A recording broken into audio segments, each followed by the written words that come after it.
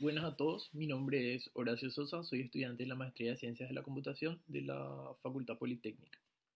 Hoy vengo a presentarles mi trabajo que lleva como título Análisis de expresión diferencial en células eritroleucémicas con deleción de proteínas específicas del linaje hematopoyético y que culmina con un análisis funcional de UAS. Estos son los coautores de mi trabajo. Quiero agradecerle especialmente al doctor Diego Sánchez y a la doctora María José por todo el apoyo durante la realización de este proyecto.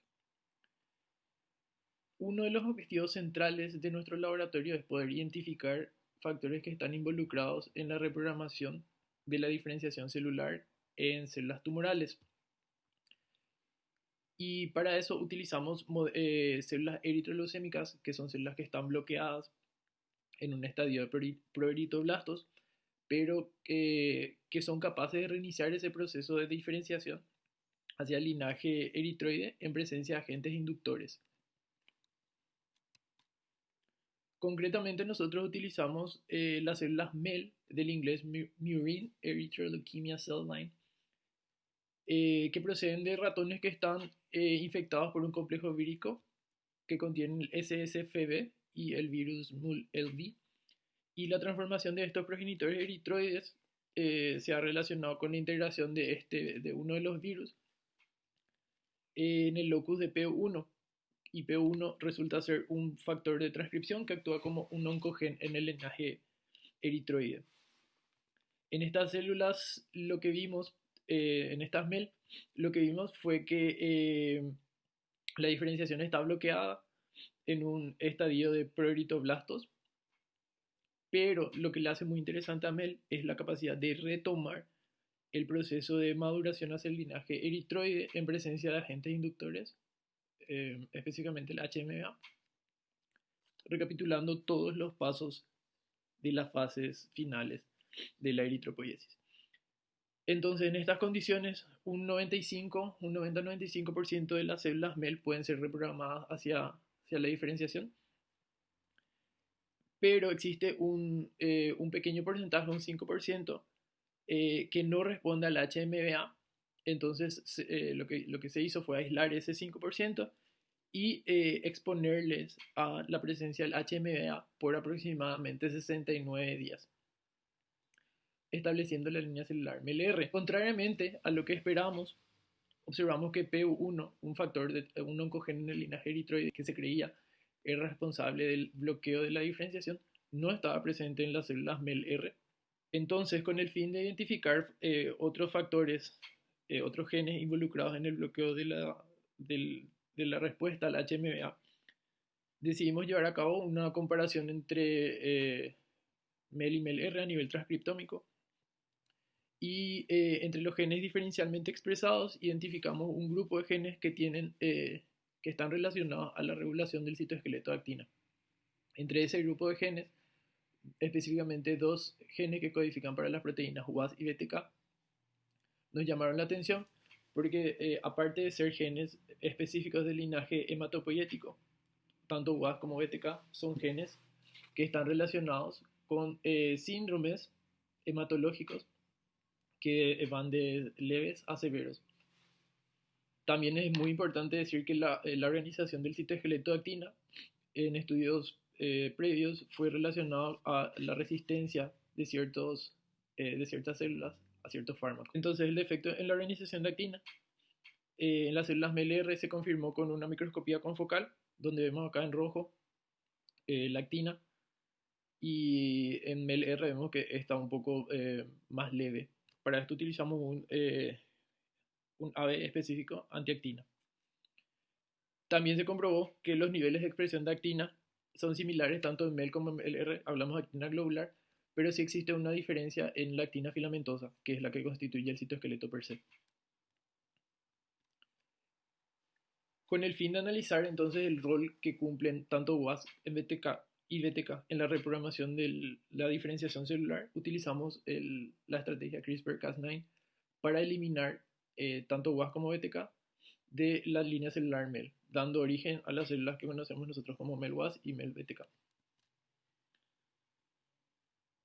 Obtuvimos así las líneas celulares con deleciones bialélicas y también comprobamos que las proteínas para UAS y para BTK no se expresan en ambos grupos. Posterior a esto, procedimos a la extracción de RNA de cada grupo y seguimos este flujo de trabajo. Luego de la extracción, se realizó la secuenciación en Madrid, España.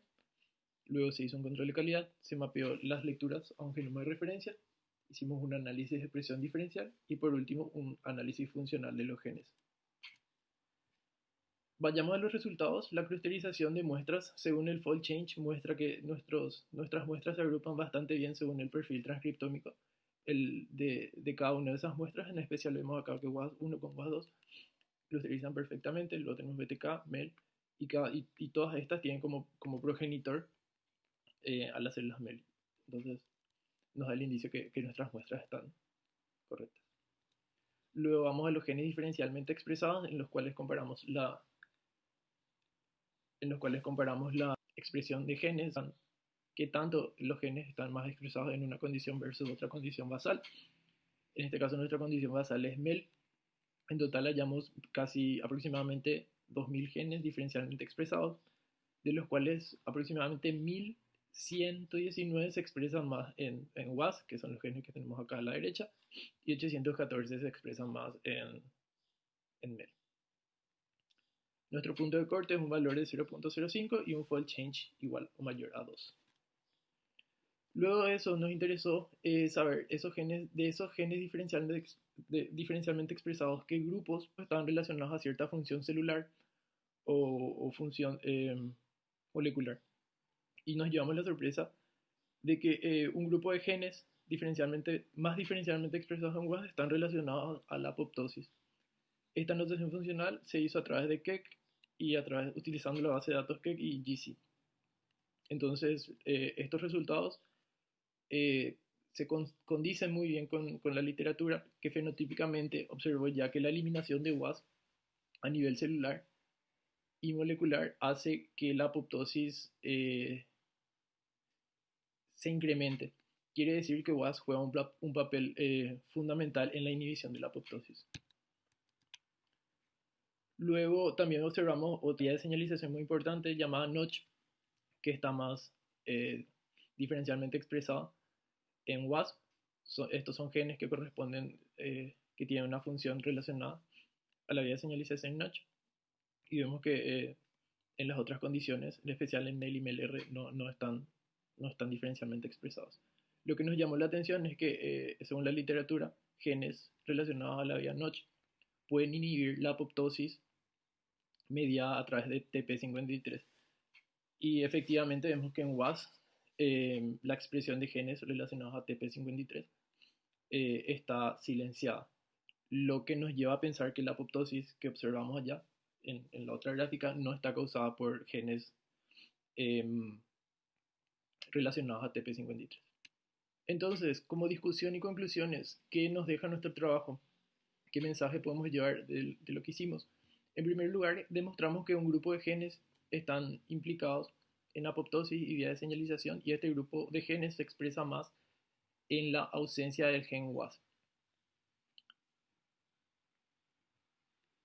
Luego tenemos que el silenciamiento de estos genes que están implicados en apoptosis y en vía de señalización Notch también se ven en MEL-R. Sabemos que MEL-R no expresa el gen WAS. Entonces estos hallazgos estos genes podrían estar relacionados con el bloqueo de la reprogramación y la respuesta al HMBA.